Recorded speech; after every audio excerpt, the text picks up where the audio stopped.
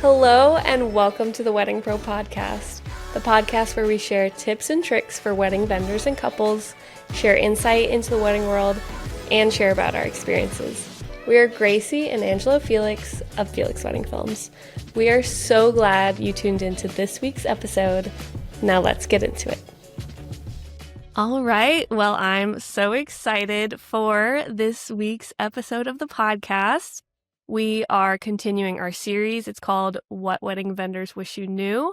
I'm so excited to have Michelle Gainey of Lemiga Events on this week to kind of share the perspective of planners. Before we dive into the episode, Michelle, could you introduce yourself to the listeners? Tell us a little bit more about how long you've been in the industry, how you got started, why you love what you do, anything that you want to share. So I started out not doing weddings. I really didn't want to practice on a wedding. I wanted to make sure that I knew what I was doing. And so by the time I did my first wedding, I had a few years of events, of understanding what it took to do an event successfully, how to build a vendor team, just having more confidence. And so I planned my first wedding in 2004. I'm sorry, 2007. And then 2 years later, I opened a wedding collective called Studio Wed in Atlanta in 2009. And then around 2010, I really dived into the idea of designing weddings and events. And so ever since then, it's just kind of taken off slowly but surely. Yeah.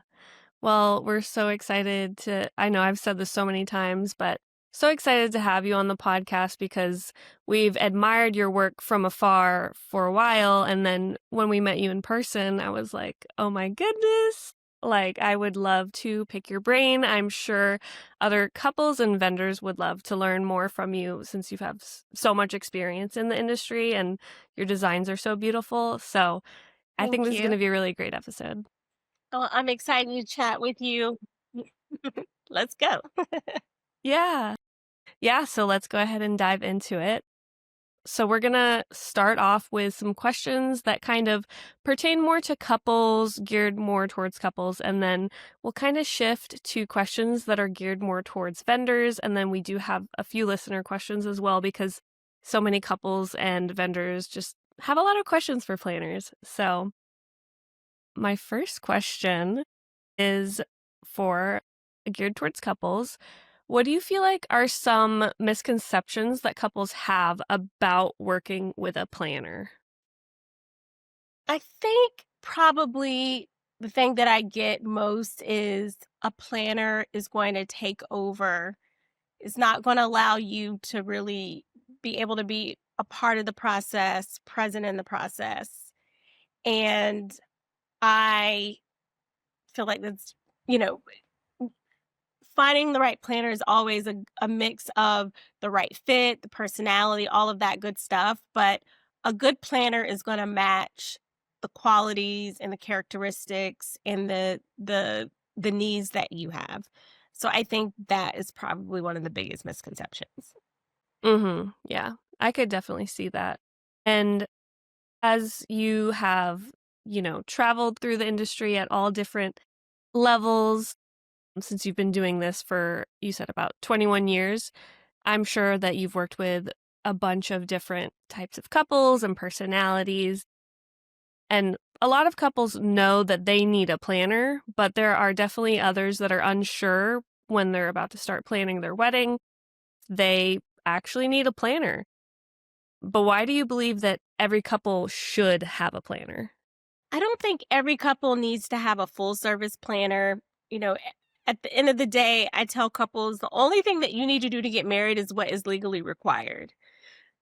So I'm gonna, even though I am a planner and I want couples to consider hiring one, I'm gonna also, I'm very realistic in my advice and how I approach planning and how I work Mm-hmm. with clients. I feel like having a planner involved really depends on the level of production and your expectation for the day. If you just want to go to the courthouse and have a photographer and have a cute dress, you don't necessarily need a planner.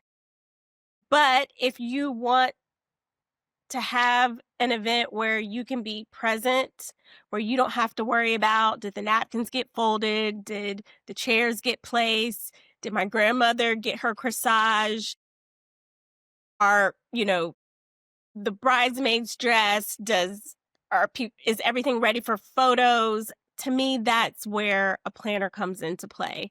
It's your extra set of hands, your extra brain, um, making sure that everything is in its place so you can be present in the moment, as well as really ensuring that you've thought about all the questions that you don't even know to ask. It's our full-time job. We have the expertise, and so helping you navigate questions that you don't even know that you should ask or things that you should think about, I think is where a planner can be really valuable.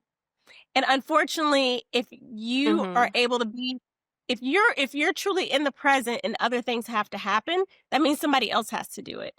So that means your mom, instead of being able to focus and be present with you, is now pulled away. Your photographer might miss the shot because now they have to go and pull somebody else that wasn't there.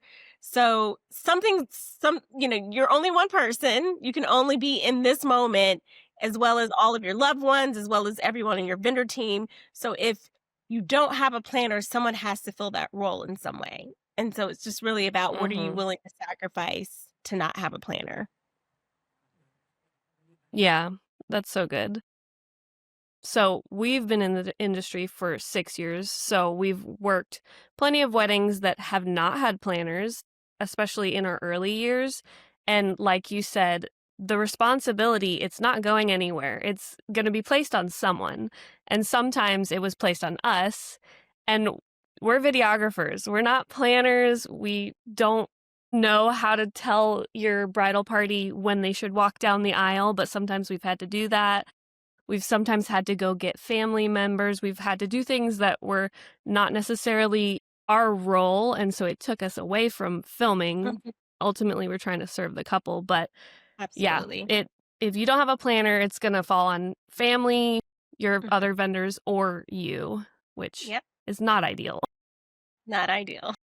What do you feel like are some of the other behind the scenes responsibilities that planners handle that couples might never even see? You know, I always tell when I'm talking to a prospective couple or client, I always tell them, like, it's my hope that you don't even know all the things that went wrong because I've already handled it. All you know is that the day worked out great. And so it's usually over a glass of wine or a meal after the wedding that I can be like, well, actually, this XYZ happened.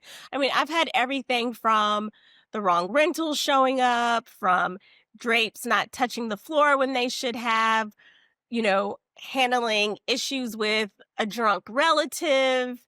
Um, I feel like having a planner, like, wedding insurance is its own category and thing, something you should consider.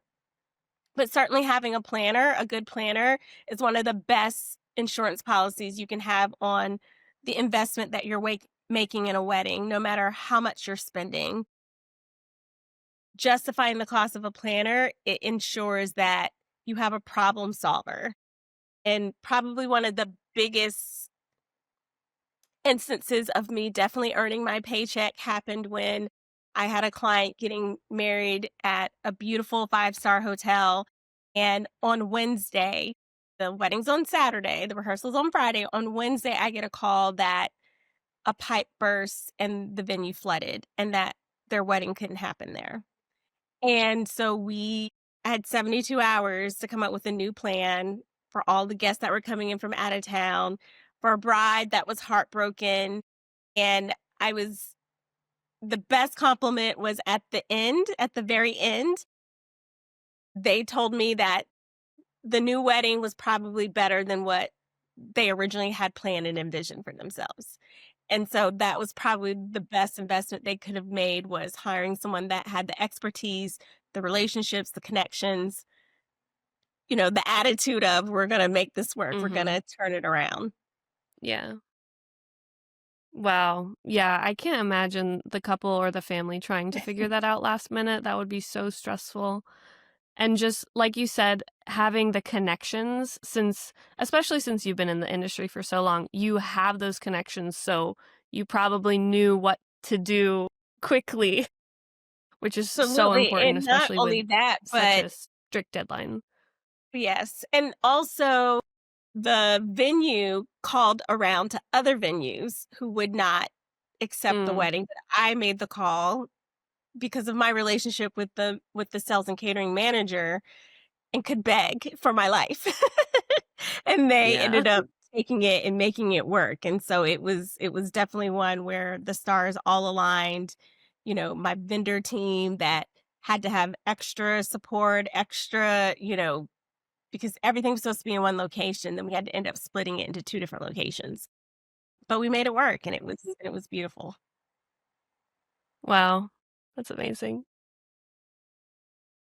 I would also love to ask, how do you approach like blending a couple's vision with the logistical realities? Kind of like, something that just happened where you had to switch venues, but maybe not that drastic, but more leaning into like the realities of like venue rules, vendor availability, budget restrictions, and things like that.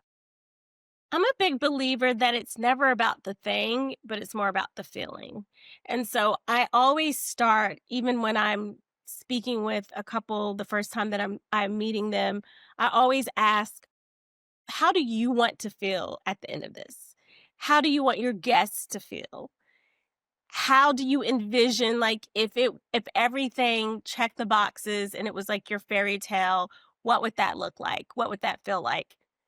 And so if the roses come in the wrong shade, like, it's not about the color of the rose, it's really about, the beauty of the environment, what's in season, even with food and catering, like, food tastes so much better when it's in season versus you trying to force something that doesn't work. And so I do feel like it's a journey along the way of me really getting to know my couple, what's important to them, what are their pain points, and then along the way, I take the idea of the inspiration of what they picture, but really getting to know who they are and what's important to them and editing that into what's going to work, what's in season, what works for the venue.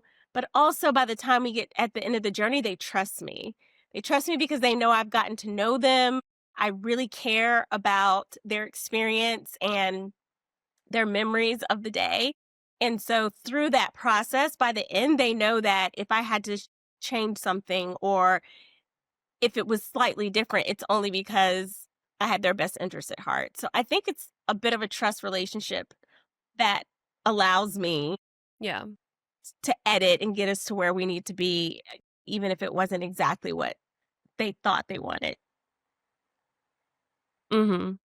Yeah, that kind of leads into another question I had about like trust. Why is it so important for couples to fully trust their planner rather than micromanaging things? Well, I'll say 2 things about that. Number 1, a wedding is a huge investment. Like, what my couples spend on a wedding, they could buy a really nice luxury car. They could even possibly buy a house, some property. Like, it's not a small investment. And you want to understand and feel that the person that you're working with has your best interest at heart and is really going to maximize what you're spending and, just be mindful of that investment. I'm really big on trust because I can't do my job.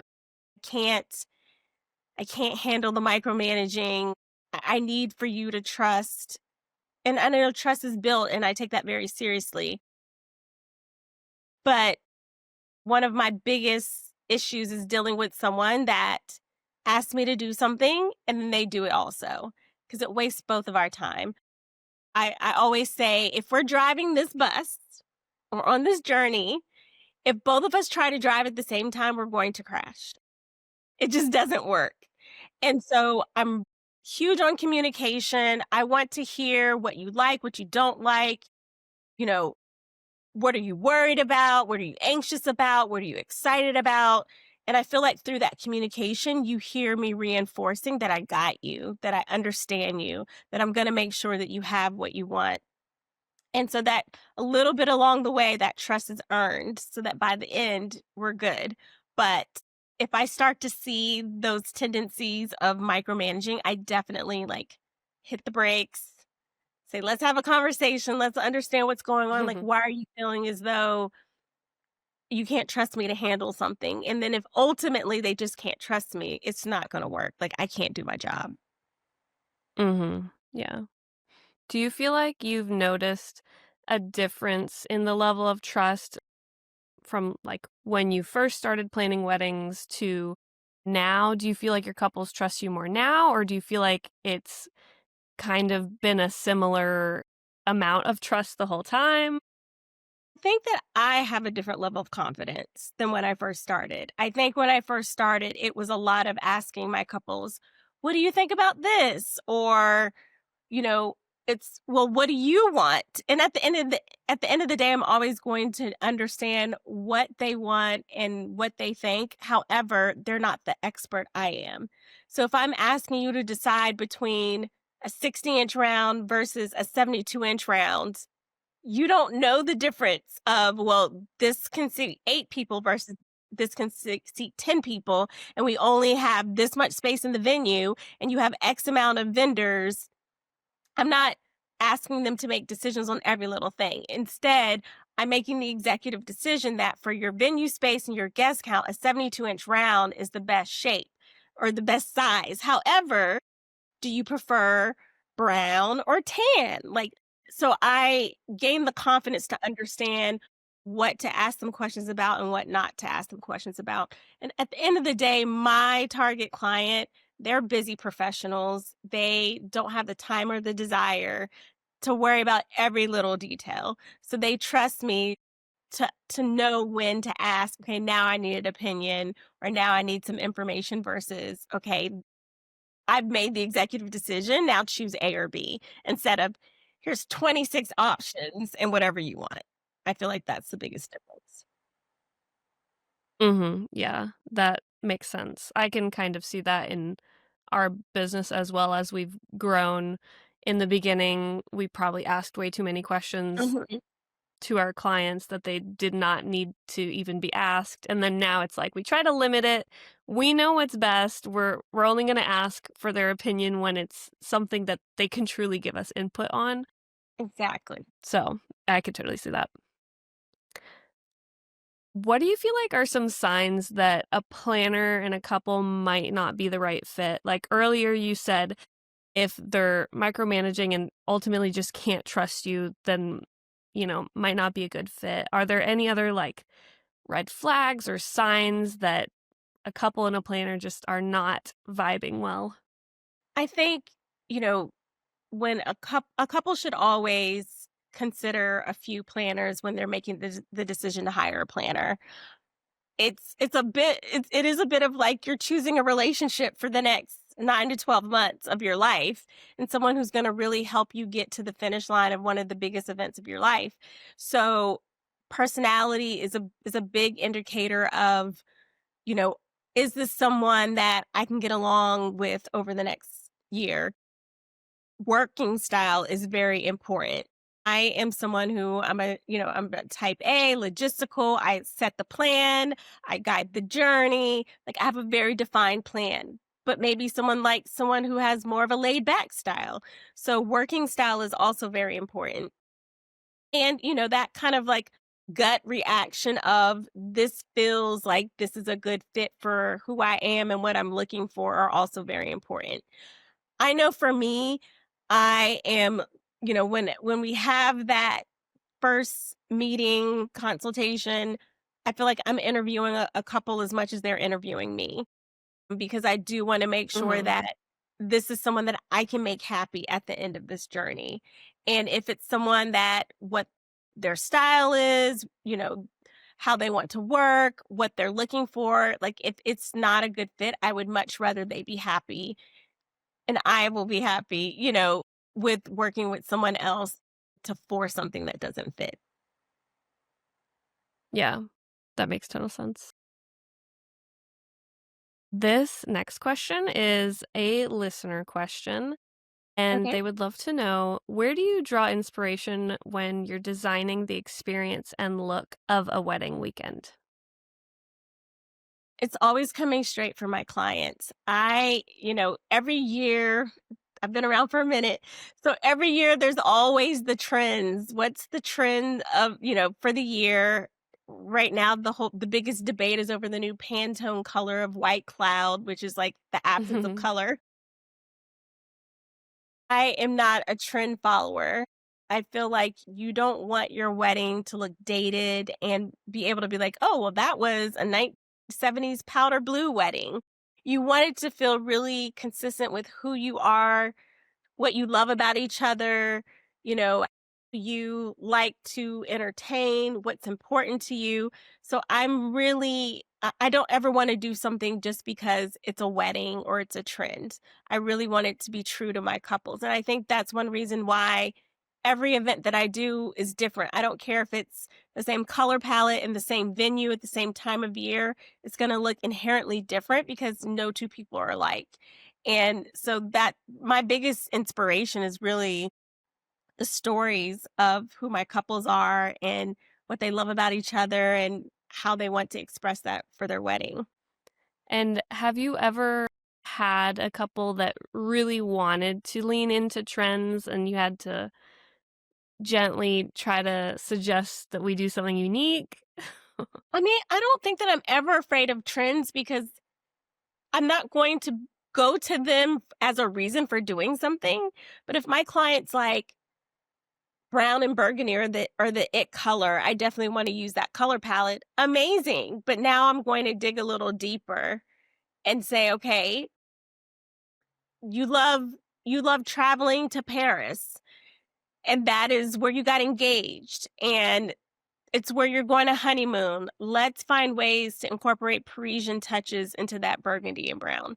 So it's not that I won't work with trends. It's just that I'm going to find a way to connect it back to the meaning, and I'm really intentional. Our events and our weddings are beautiful, but I can tell you a story about every detail and why I did what I did. It's not just because it was trendy or it was, what was in fashion. Yeah, I love that. There's plenty of other questions I could ask pertaining to couples, but do you feel like there's anything else before we move on to speaking to vendors? Anything else that you wish that couples knew about planners or like how to get the most out of working with a planner? Anything that comes to mind? I think just communication is the biggest, really my biggest.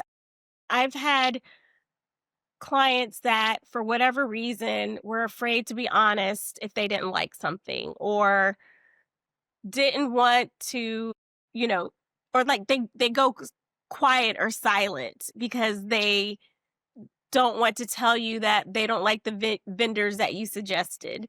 It's like, it's not my wedding, it's yours. I want you to be happy, and it's not personal. The more that I know about your likes, your dislikes, the better I can serve you. So I think when you find someone that you're comfortable with and like understand, the more that you communicate and share, the better I can serve you and do a good job. Hopefully that will like take the pressure off of them feeling as though they're not getting what they want. I just feel like 99.9% of the time it's because the communication was not there. Yeah, that makes sense. And I could see that a lot of couples might not want to rock the boat or, might have people pleaser tendencies. So they could, hold back on their opinions. But it's so right. This is not your wedding. It's not any of the other vendors' wedding. This is the couple's wedding. And they should be able to be fully vocal with what they do like, what they don't like, what they want changes. So I think that's really good advice. Okay, well, I'd love to kind of shift gears and talk more questions that are more geared towards vendors. I know this is going to be a popular episode because so many vendors want to just know how planners think and all the behind the scenes things. So, my first question is actually a listener question. And this listener asked, when your go-to vendors are unavailable, how do you decide which new vendor to reach out to, especially if you have never worked with them? Well, I'm going to say probably my first action is going to be to call a planner friend. Like when you're on, what is that show? When you like have your lifelines, like that's my first lifeline is to call a planner friend. Okay, I need, my go-to is not available. Who have you worked with that has delivered really great service? Um, that is probably just realistically going to be the first thing that I do. I love Instagram and social media, and there are definitely people who I follow and whose work that I love, but it's such a high stakes for me to recommend a vendor to my client and be able to give them the confidence that they're going to do a good job, and I have 0 experience with them. Because there's so much more than the final pretty photo and video that goes into a successful event. Mm-hmm. Yeah. Yeah, it has a lot to do with experience as well, which you can't really tell experience from what you see on Instagram, for example, or the website. So And it's not I just could totally see experience, that. it's like how do you work? Are you a team player Mm-hmm. on site? Are you someone Yeah, who, like, if you're delivering a product, do you show up on time? Are you, is your setup, do you clean up after yourself? Do you respond to emails and phone calls? If you're a photographer, videographer, do you actually deliver your product on time? Like, all those are things that can be pain points that you can't tell by looking at a picture. absolutely. Yeah. Yeah, the whole entire experience from start to Mhm. finish, from inquiry to delivering whatever, the vendor category delivers is so important. And a lot of a lot of vendors when they're wanting to connect with planners, they think that they just need to have good work, but Yeah, it really is so much more than that. it is. And I do feel like, and I know I feel like usually the next question is, well, how do I create those relationships? And Mhm. it's, normally it's not a Instagram DM or an email that's going to do it. It's really building the relationships. And so being a part of organizations, having the opportunity to work together on projects that are much low stakes, whether it's an industry event or, you know, a project where we have the chance to work together, but it's not something that involves me putting my reputation and my word on the line for the client. Like, all those are ways that you can kind of create that and build that aside from it just being an email or an Instagram DM. Yeah. Yeah, I think a lot of vendors hopefully are listening and taking notes because I think most non-planners in the wedding industry have done this at some point in their career. I'm not proud to say, but early in our career, we did just cold email vendors and like DM Yeah. specifically planners saying, "Hey, I love your work. I'd love you to Hmm. refer us." And I know And now I'm that not is a going to big say that I've no-no. never, and I can't say that I've never connected with a vendor that way at all. But did it lead to a direct me booking you? Probably not, unless I knew someone who worked with you, or over time I could see the quality of your work. And obviously, it depends on the type of vendor and what you do. But it's just really, really hard, especially, if you've been in the industry for a while and the amount of DMs and inquiries that you get, it's impossible to stay on Yeah. top of it and to really pay attention and actually do your job and your work and what you're being paid to do. Yeah. Yep. Especially if like us, we're trying to be on social media less. Of course, we have to post and do all that good stuff, but we're, our time is limited on social media now, and I'm sure a lot of planners are not trying to spend hours on end on social media. So DMs, I don't know if those are ideal for making the connection. Well, not only that, but my DMs go into like a lot. Like if I'm not a fellow follower, it goes into a folder that I don't even see.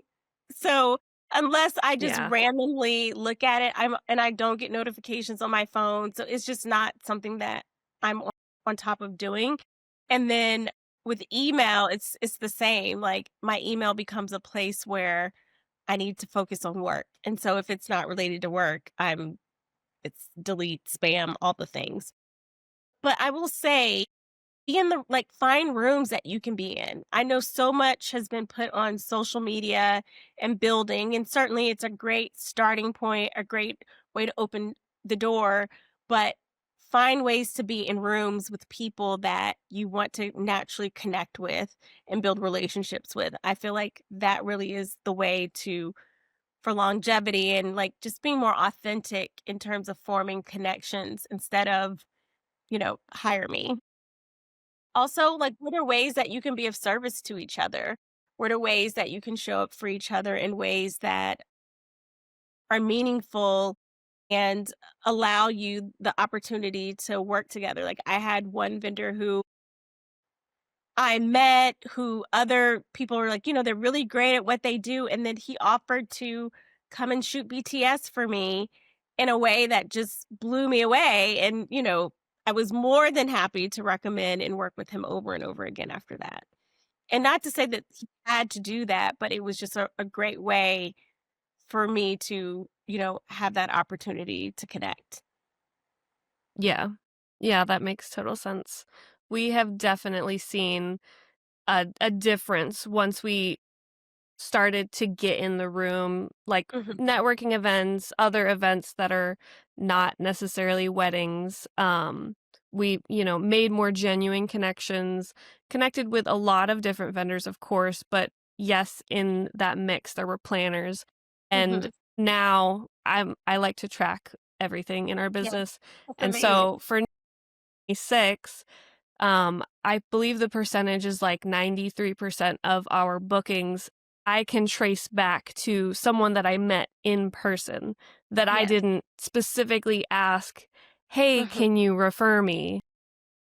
So I think that's a great tip that you shared, and I think a lot of vendors should definitely take notes. Absolutely. So obviously on this same topic of like referrals, what are some mistakes or don'ts that you feel like you've seen vendors make or do when trying to get you to refer them that just kind of turns you off? I think one of the ways that I definitely have encountered over the years is this whole idea, and I know different markets are different. Atlanta is a market where we do not pay to play. And so with that, having someone say, "Well, if you refer me, I'll, give you a $500 commission," or I want my clients to know that I'm referring them because the person or the company that I'm referring is the best, not because I'm getting something back from it. So if I've been offered that, I'm always going to say, give it to my client. I love as a planner being able to say, I saved you money because you're working with me. So I would much rather that than it to feel icky of, well, let me slide you some money on the side because you referred me. But there are other cities and markets where that is the rule. Like if I refer you, you're going to give me a commission. But that's just not the way that I work. Mhm. Yeah, that is something that we had never seen until like half a year ago with a venue who wanted to put us on the preferred vendor list. So we were like, great, amazing. We worked at your venue. Here's like a review from our couple. And Right. then they requested a certain percentage of the like collection fee, Yeah. which was going to end up being a lot, a Hmm. significant amount. And I had to kindly tell them, I'm so sorry. No, thank you. And I actually told them I've never seen this in Georgia before at Not in venues, Georgia, but so yeah. Florida is a no. big one for that, Chicago, LA, like, it is a practice that is definitely done.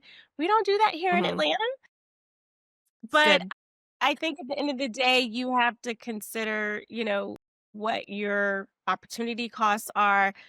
I think Mhm. unfortunately for the client, it's going to be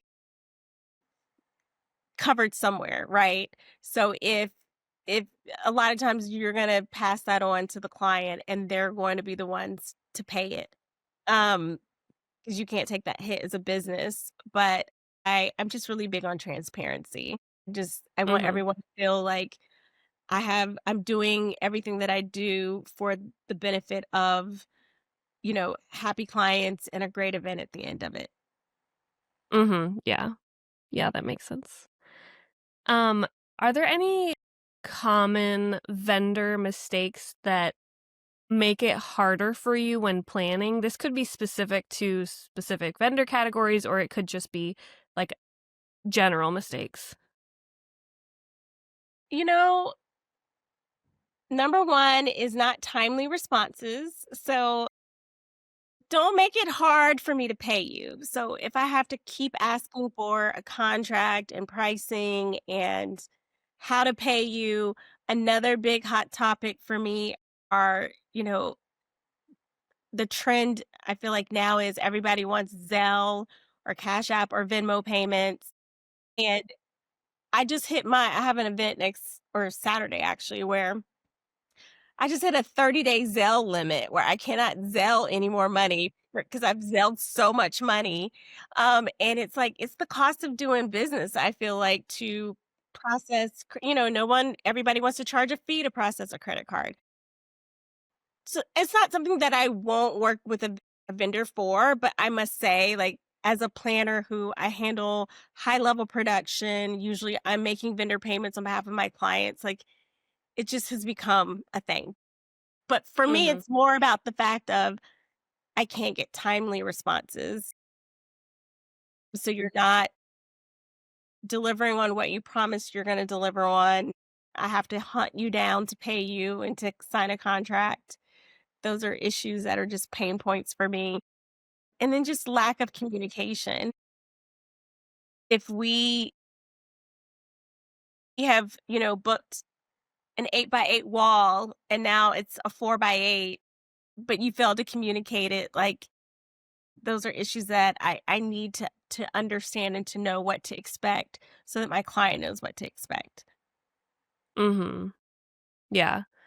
I could definitely see all that adding up because there's so many different vendors at each event. I mean, one event could have 30 Yeah, vendors, I would say our maybe more. So, average is 20.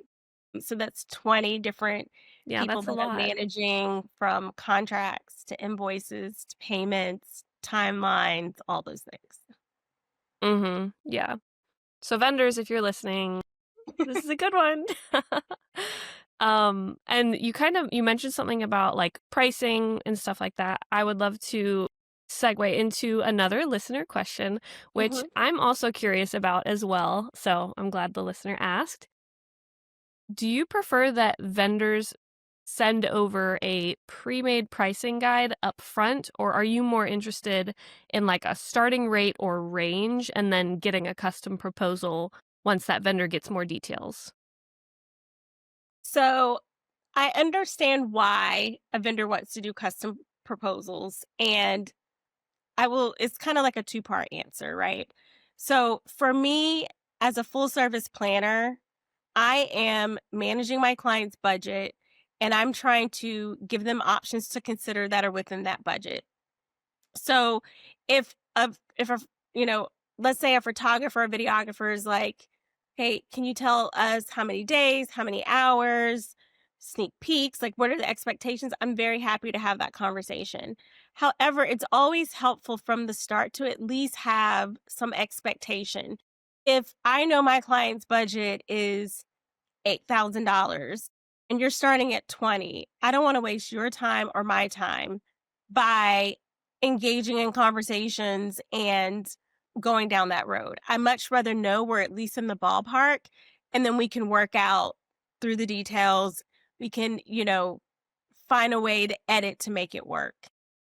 So I think it's always great to at least have a starting price range, even a pricing guide that says this is typically what's included, and then let's talk and figure out where you need to be or what you're envisioning and go from there.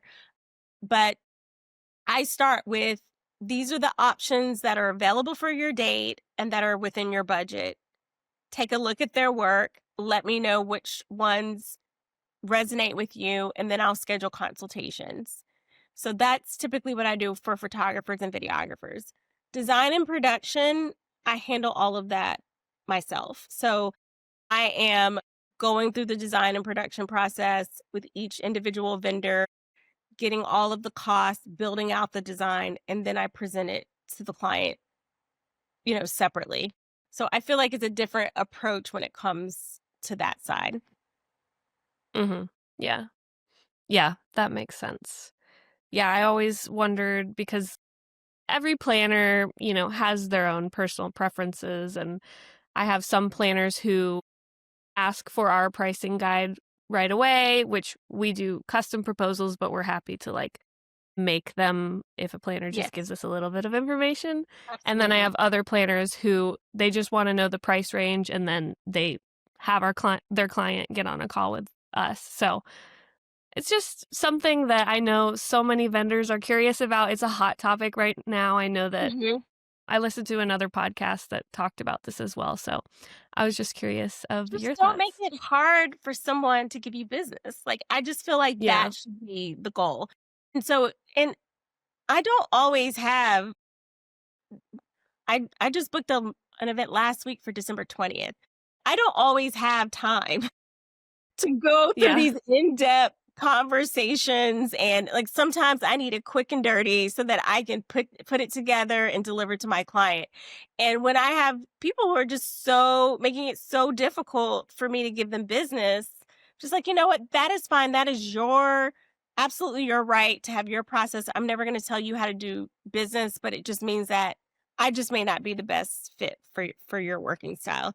Um, but if Mm-hmm. I have the time, I absolutely will get on a call. But 9 times out of 10, I don't have time for a call and a full Yeah. consultation. I just need, you have your basic details. You need hours, days, guest count, venues. There you go. I'm happy to Yeah. provide that. But I'm not going to have time for an hour-long call to sit and talk with you and shoot the breeze and chat through in order to get some starting prices. Mm-hmm. Yeah. That makes sense. And we used to always require a call with the couple or the planner before Mhm. booking, but we thankfully shifted. And now, if it's a trusted planner, we're trusting that you have vetted this client and that they're going to be a great client with us, for us. We're a good fit for them. And so we don't require a call now. But I will say that if a couple is inquiring with us and they have not hired a planner yet, we Absolutely. absolutely do require a call because we do want to make sure we're a good fit. And if there's no planner there Mhm. to ensure that we align, that's kind of like where things get a little tricky. I wholeheartedly agree. Like, I'm never going to book a client without talking to them first as well. So I wouldn't expect you to. I think that, a lot of this goes for too, working with someone for the first time. Obviously, anyone that I have a working relationship with, I already know their pricing, I already know their working style. They know me, they know how I do things. So it's a lot easier of a process for sure. Mm-hmm. Yeah. Awesome. And I I know that we are getting further along in this podcast, so I'm going to try to shorten these next questions. There were a lot of listener questions, so want to include those. But this is another listener question. Have you noticed a trend of couples planning and booking vendors more last minute than in the past? Which you just said you booked a December 20th event, so I could guess your answer, but what are your thoughts? I do feel like I've seen both ends of the spectrum. Like me personally, will not book a wedding more than 9 to 12 months out. I just feel like it doesn't take that long. The amount of back Yeah. and forth, the amount of like decision fatigue, like all the things, that's just not how I prefer to work. So when I'm getting inquiries for 2028, end of 2027, I'm responding that, I'm just not the right person, or if they I understand if they don't want to wait until 9 to 12, a year out to book me, but that's how I work. Um so I continue to see that. But certainly probably starting around COVID, the time frame shortened considerably. And I don't have an issue with that. I always tell a client, like, as fast as you can make decisions and make payments, I can make it happen. But I do feel like sometimes the time frame of planning longer is so that you can afford to pay for it. Um, but if you have the money and you're ready to do it, like, you don't need 18 2 years, 18 months, 2 years to plan. So, I would say that COVID, I felt like there was a bit of a fast forward button, but I am starting to see a lot more long-term inquiries, so maybe that is shifting back. I think that now that people understand and know that they don't have to have that long to plan, you're always gonna have a certain set of clients that are like, "Let's just make it happen. I don't wanna wait 2 years to get married." I don't Yeah. think that's gonna go away, especially with social media and the internet and Zoom calls. I think the you can make decisions a lot quicker than requiring, like, I used to have to meet in person at a location, take my clients to vendors to meet at a location, and that just, like, doesn't exist anymore. Mhm. Yeah. Yeah, this is an interesting question because as videographers, we're either booked with the photographer at the beginning Mhm. or all the way at the end. So I never know, where people are in the wedding The planning process process. unless I ask specifically. So it's a very interesting time after COVID with Yeah. just some couples are booking 2 years out, some couples are booking 3 months out, and Mhm. all the in between. Yep, all the in between. So this next question is another listener question. It's from a planner as well, Mhm. and she sent a very long message, but I'll summarize it. She would love your expert advice on how you approach educating your clients about tipping etiquette without Mhm. making them feel uncomfortable. It's all part of how you approach it, I feel like. So, usually we have a final planning wrap up call or meeting where we're walking through the details. I also have just a very defined process where I guide my clients through the process. So part of that, like, final wrap up is, it's definitely not required, but in fact, I don't even have to say it because it's a guide that they get. And so it's like, order of ceremony, what to expect at a rehearsal, wedding party dues. So it's like it's part of that packet.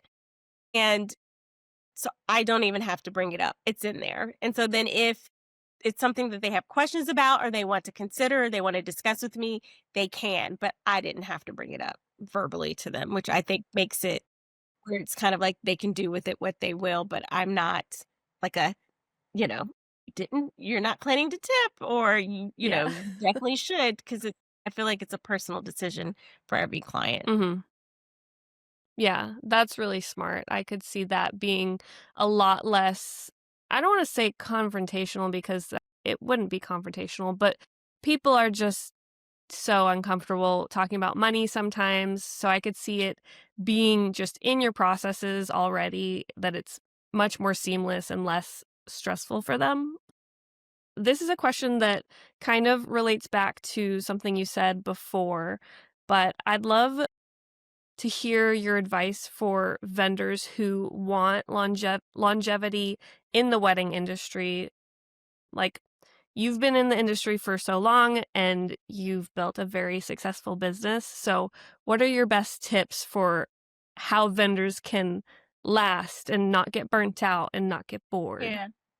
Well, it's definitely a marathon and not a race. Like it is the long game if you want longevity in the business. So I'm never going to preach a quick rich scheme how to, you know, make $1 million in 30 days. Like it's truly about building a good reputation, consistently delivering great work over and over. I feel like one thing that I'm most proud of is I can not be in the room, and hopefully the people who have worked with me will be able to say that I'm kind, that I organize, that I do what I say I'm going to do. And I think that reputation follows my business and allows me to grow and to expand. Also, I didn't start my business as a single, unmarried, without kids, situation. I was married, I was pregnant with my first child, had two more after that. And so with that, I had to learn that for me, my priorities were my family and then my business. And so I would rather do 5 amazing events that I could be proud of a year per year, have happy clients that come back time after time, have a reputation where, vendors and venues are happy to work with me, than to burn myself out doing 50 events in a year, barely making it, not seeing my family, having a horrible reputation. That to me does not equal longevity. It equals let me get as much as I can as quickly as I can. And so that would be my advice. Like, think about 20 years from now. What do you want to say about yourself? What do you want your family to say about you? What do you want your clients and people you work with to say about you? And that should inform how you move in your business and in this industry. Mm-hmm. Yeah, that's really, really good advice. And I will probably off air have to ask you all your advice for Yes, managing your business with a newborn because since we're about to be in that season of life. absolutely. It is possible for sure, and you will make it and you will grow and you will do wonderful. You just got to give yourself grace. And you already are someone who has a process.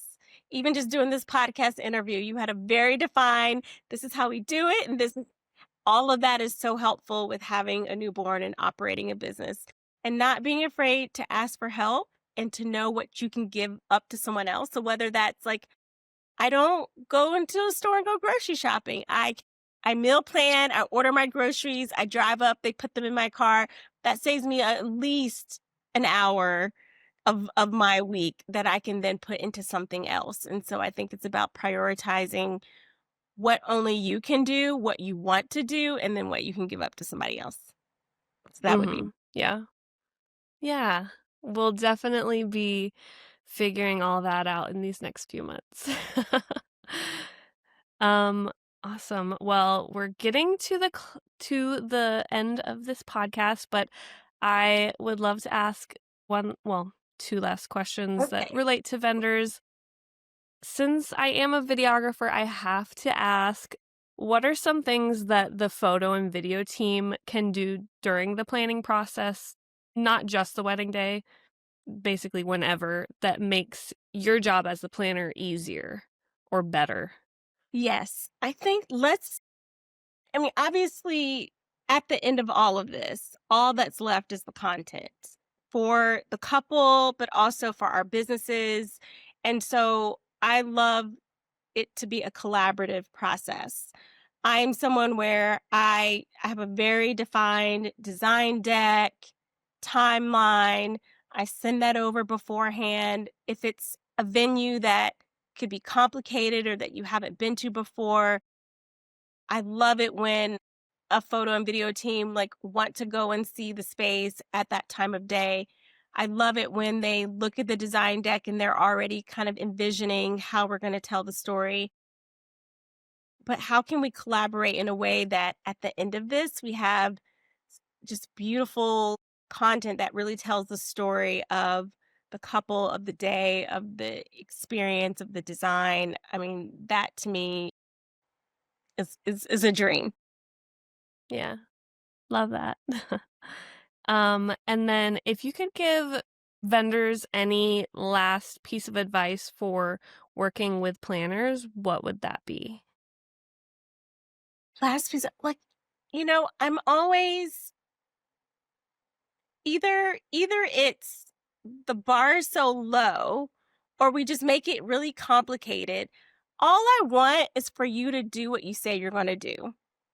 I don't want you to do, if you're a photographer, I don't want you to do the videographer's job. I don't want you to do the florist job. I don't want you to do the caterer job. I want you to be the very best photographer that you can be and be so in tune with that it is high level. I'm not someone that's gonna work with like the DJ slash photographer slash videographer because I want everyone to do their one job and do it at the highest level. And so being someone that is dependable, that you're going to be on time, that you're going to, you know, deliver on your promises, maybe exceed expectations, like that is just really, I can count on you. I don't have to micromanage you. I don't have to babysit you. You read my timeline, you show up on time, you're prepared, you're a team player, like just being an all around just good human being. That is the best I could ask for. Yeah. Sounds just like good business practices. So that's good Exactly. news for us vendors. You should be And surprised. if there was, I mean, I'm not surprised. I've seen it all, but well, maybe not as much as you, but Yeah. I've seen a lot, so not surprised. But if you could give couples one last piece of advice about working with planners, what would that be? Kind of what I mentioned before, you want to look on websites, you want to look on social media, you want to see a good body of work that showcases that they are a good fit for your style, but you definitely want to take the time to have a conversation to really understand how you work, your personality, and then who is going to fulfill that for you. Take the time to interview a couple of different people so that you feel like you've got that right mix. And then let them do their job. Like hire someone that has the expertise that, you know, really can guide you and then let them do their job. And don't be Hmm. afraid to communicate what you like and what you don't like. Yeah, that's really, really good advice. Our planner was our saving grace. We Hmm. planned our wedding in 6 months, so couldn't have done it without her. So, very good advice for couples who are listening. Amazing. Well, before we wrap up, I'd love it if you could share where listeners can connect with you on your website, social media, all that good stuff. Absolutely. We are Lemiga Events. Our website is lemiga.com. That's Lemiga. We are at Lemiga on Instagram. On TikTok, I think it's Lemiga Events, but I'm sure you can just Google and we'll pop up. Yes. Amazing. Well, I have loved this episode. I'm sure our listeners will as well. So, thank you so much for joining us today. Absolutely. Thank you for having me. I will mention one more thing for planners that are interested in elevating their design. I am working on a master class, traveling across the US between February and April. So definitely, I'm sure I'll post on social media when it's live and when it's happening, but would love to meet planners that do want to learn more about elevating their design process, producing events and weddings where they are really diving into the production process, how to work with vendors, how to price appropriately, all that good stuff. So I'm looking forward to meeting planners and sharing my knowledge in the next Amazing. half months. Awesome. Well, I'm sure a lot of planners that are listening would love to jump on board. So we will include all of those details that you shared in the show notes. And thanks so much for joining us today. Thank you for having me. It was so wonderful to talk with you, and congrats on all that you're doing and for the new one on the way. I'm so excited for you guys. Thank you so much. I'll You're talk to you welcome. later. Bye.